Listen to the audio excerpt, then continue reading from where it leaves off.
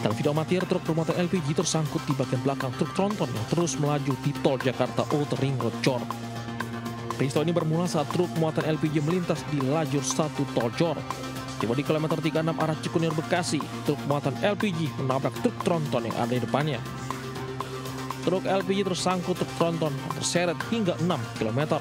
Diduga truk muatan LPG alami remblong. Mobil truk tronton baru menyadari ada kendaraan lain yang menempel di sekitar kilometer 42 setelah ada pengendara lain yang berteriak.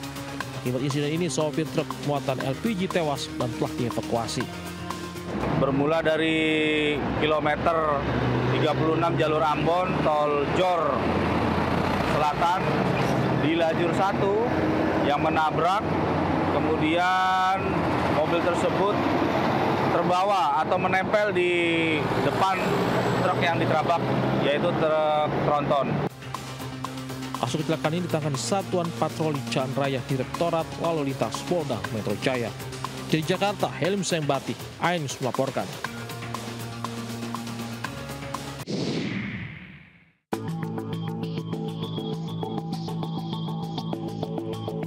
Kecelakaan beruntun melibatkan truk gandeng, truk kol, diesel, minibus, dan sepeda motor terjadi di Jalan Raya Tugerjo, Ngasem, Kabupaten Kediri, Jawa Timur.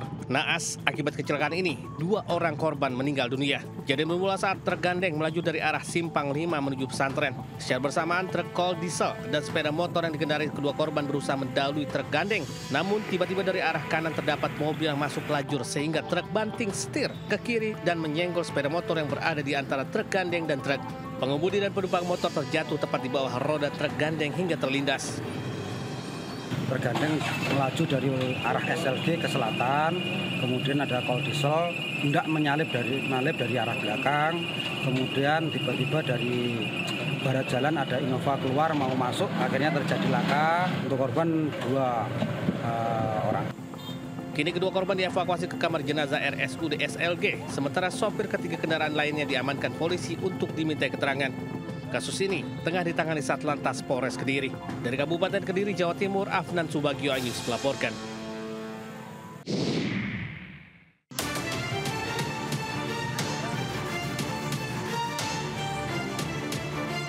Sebuah mobil listrik adu banteng dengan minibus di Jalan Parameter Selatan Bandara Soekarno-Hatta, Tangerang, Banten.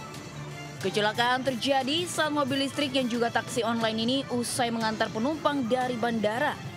Saat itu sopir menduga mobilnya ada masalah, kemudian menyalakan sistem pengemudi otomatis. Namun sistem itu diduga tidak berfungsi hingga akhirnya mobil listrik itu oleng ke jalur kanan. Akibat kejadian tersebut, 2 pengendara sepeda motor ditabrak minibus sehingga luka-luka. 1 diantaranya bahkan patah kaki hingga harus dirawat di rumah sakit.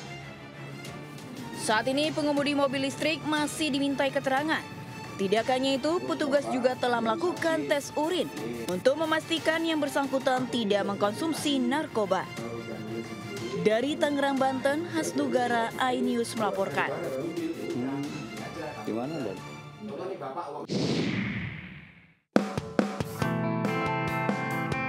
Breakshoot dari Ketua Umum PB Popsi Haritanu Sudibyo menandai dibukanya MNC Biliar Turnamen 2025 yang digelar di Pro Biliar Center iNews Tower Kebon Sirih, Jakarta Pusat. Turnamen yang diinisiasi oleh MNC Finance bersama MNC Leasing ini diikuti 60 peserta dari 20 tim dan digelar sebagai bentuk apresiasi kepada perbankan yang bekerja sama menjadi kreditur serta dalam rangkaian memperingati HUT kemerdekaan RI ke-80. Dari Ketua Umum Popsi tadi, kenapa nggak dibikin agenda rutin aja? Baik Pak, saya bilang. Jadi kami akan bikin juga agenda rutin untuk biliar ini, untuk rekan-rekan perbankan yang menjadi mitra strategis kami, ya mungkin 6 bulan sekali atau setahun sekali. Tentu ini adalah salah satu jalan untuk kolaborasi, menguatkan kolaborasi sinergi yang sudah terjalin selama ini antara perbankan dengan MNC Group.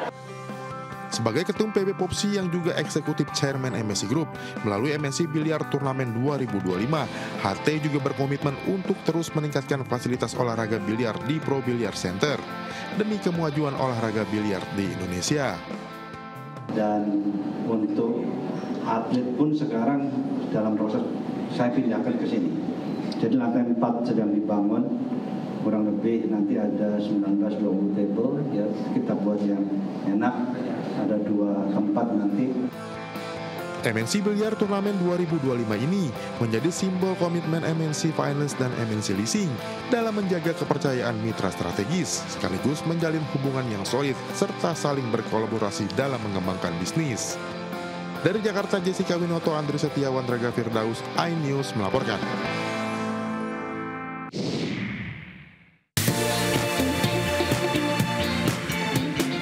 Jangan beranjak dulu pemirsa, Buletin iNews Malam kembali sesaat lagi.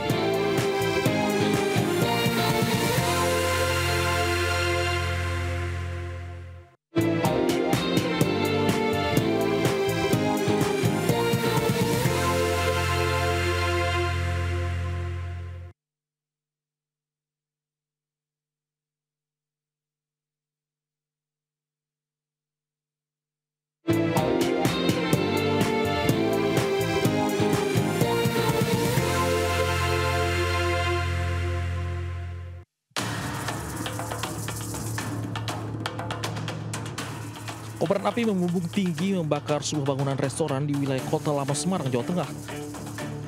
Api dengan cepat melalap lantai 2 bangunan. 4 penghuni gedung yang berada di lokasi sempat melihat asap di bagian dapur dan mencoba memadamkan api dengan alat pemadam api ringan. Namun api cepat membesar, sehingga mereka bergegas keluar untuk menyelamatkan diri dan mencari pertolongan.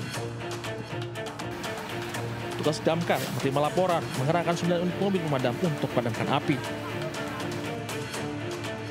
Api berhasil dijinakkan setelah 3 jam petugas uji baku. Beruntung tak ada korban jiwa dalam peristiwa ini, sementara petugas masih menyelidiki penyebab kebakaran. Bakaran boy, bangka. Sementara kobaran api juga melahap sejumlah bangunan di Jalan Bangka Raya, Mampang Perapatan, Jakarta Selatan. Banyaknya bahan yang mudah terbakar membuat api kian membesar dan merambat ke bangunan lain. Petugas Gul Karmat yang tiba di lokasi dibantu warga berupaya padamkan api. Akibat kebakaran, 4 kios hangus dan 1 orang alami luka bakar dibawa ke rumah sakit untuk pertolongan medis. Meski sempat alami kesulitan air, namun api berhasil dipadamkan setelah petugas menerjunkan 15 unit mobil pemadam. Diduga api berasal dari gas bocor dari salah satu kios. Dari Jakarta, Helmi Saingbati, iNews melaporkan.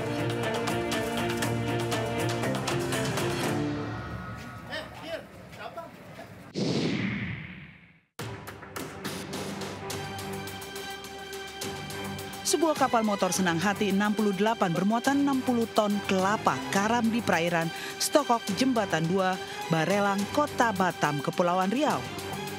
Kapal berukuran 34 GT ini sebelumnya berangkat dari Pulau Nipah Panjang dan bersandar di Pelabuhan Golden Fish Jembatan 2 Barelang.